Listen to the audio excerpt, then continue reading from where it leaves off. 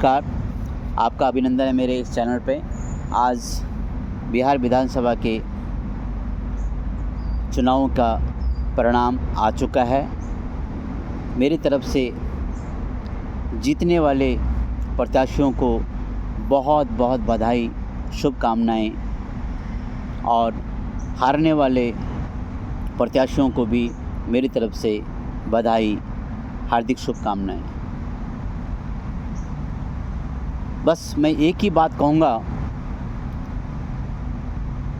जीतने वाले प्रत्याशियों के लिए चुनौतियाँ बहुत हैं। अगले 5 साल उनको कई चुनौतियों का सामना करना पड़ेगा।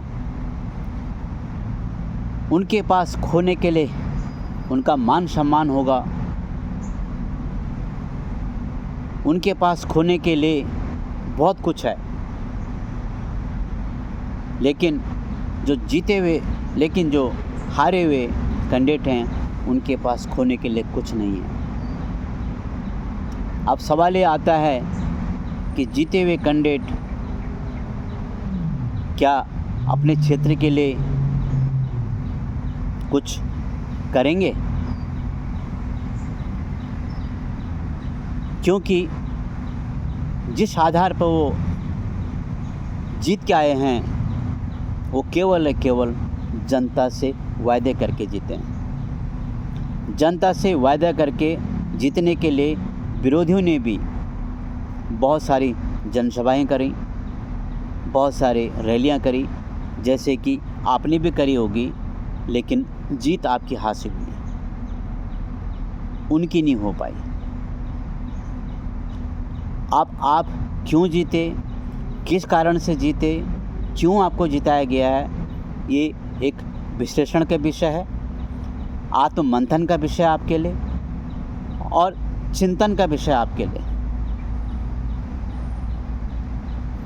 मैं ये कहूँगा, आपने जो जनता जनार्दन के बीच में जाके जो आपने वायदे किए हैं उनको आप आने वाले 5 साल में पूरा करेंगे। ये जनता की अपेक्षा है आपसे,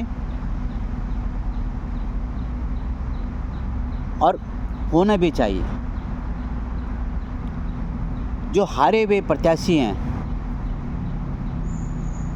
उनके पास और उनके लिए एक ही चुनौती है कि आने वाले 5 साल बाद वो आपकी जगह कैसे बैठें, और उसके लिए वो भरपूर कोशिश करेंगे, प्रयास करेंगे आपको उठाने का, पटकाने का, भटकाने का, ये सब होगा। बस मैं यही विनती करता हूँ चुने हुए प्रत्याशियों से, आप अपने अपने क्षेत्र में आज से ही, अभी से ही पूरी श्रद्धा के साथ, मन और लगन के साथ काम पर लग जाइए। जितनी भी दुख तकलीफें जनता को हैं, जितनी भी उस क्षेत्र की समस्याएं हैं, उनका समाधान ढूंढिए।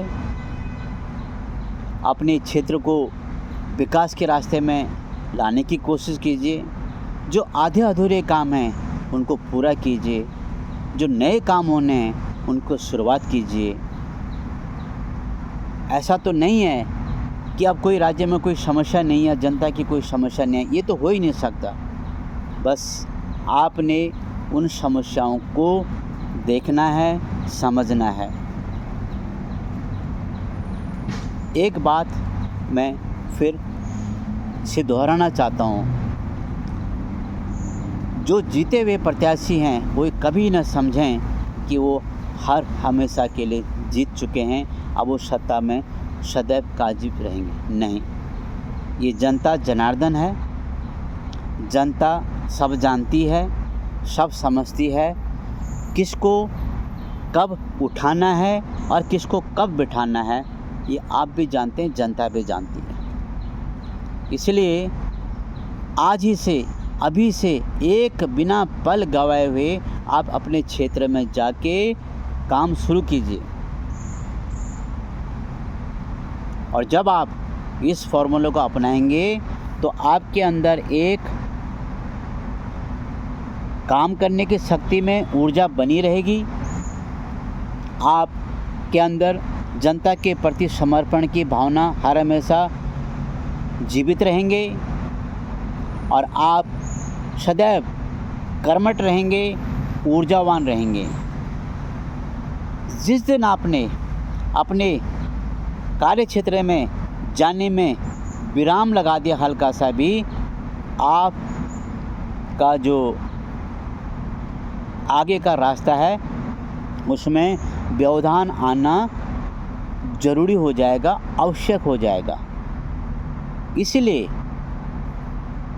बिना पल गवाए हुए आप अपने क्षेत्र में डट जाइए, जनता की सेवा कीजिए, राष्ट्र की सेवा कीजिए, राज्य की सेवा कीजिए। इसीलिए तो आपको चुन के भेजा है और यही तो आपने वायदे जनता से कर रखे हैं। अब अपने वायदों से आप विमुख नहीं हो सकते। हाँ, अपने वायदों से विमुख हो सकते हैं जो हारे हुए प्रत्याशी हैं, क्योंकि उनके पास एक बहाना रहेगा, भाई आपने तो हमको हरा दिया तो हम क्या करें, अब जो करेंगे तो ये करेंगे। तो जो होता ना सारा ठीकरा आपके सर पर आएगा। तो चुनौती है ना आपके लिए। जीतना इतना आसान नहीं था, इसीलिए वो नहीं जीत पाए, लेकिन आप जीत गए।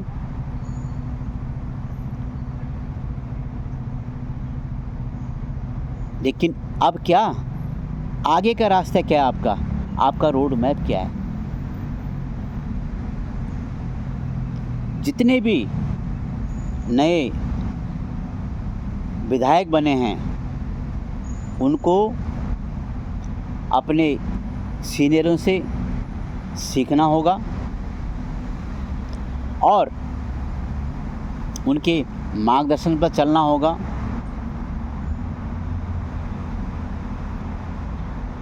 सरकार की जितनी भी योजनाएं हैं उन सबको धरातल पे आपको कार्यान्वित करना होगा। अपने गांव, जिला, क्षेत्र के कोने कोने में जाके हर व्यक्ति से मिलिए आप, हर जनमानस से मिलिए आप। बहुत सारी समस्याएं आपके सामने आएंगी, उन समस्याओं का समाधान करने के लिए जनता ने आपको चुना है।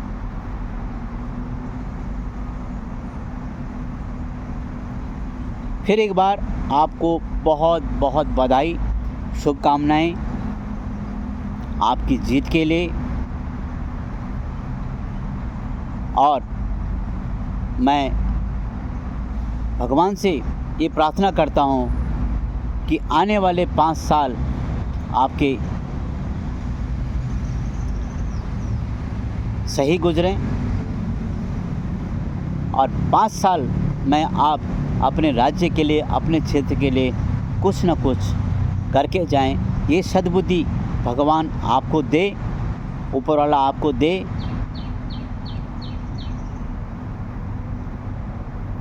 और जब आप सदैव कर्मठ रहेंगे, कर्तव्यनिष्ठ रहेंगे, जनता के बीच में जाते रहेंगे, जनता की समस्याओं को सुनते रहेंगे, निवारण करते रहेंगे, तो फिर एक बार आप सत्ता में आ सकते हैं। ये भी ध्यान रखिए, सत्ता सदैव किसी एक की नहीं होती है। परिवर्तन होता है, चाहे वो प्रकृति करवाती हो, चाहे जनता जनार्दन करवाती हो। परिवर्तन तो होता ही है। अरे परिवर्तन होना भी चाहिए। आपको जितना मौका दिया था, आपने उसमें जो खोया पाया, उसका भी कोई विश्लेषण करने की ज़रूरत नहीं है। लेकिन अब जो आपको 5 साल मिले हैं, उसमें आप के लिए खोने के लिए क्या है, पाने के लिए क्या है, ये आपको अच्छी तरह से भली भांति ज्ञान है। नमस्कार।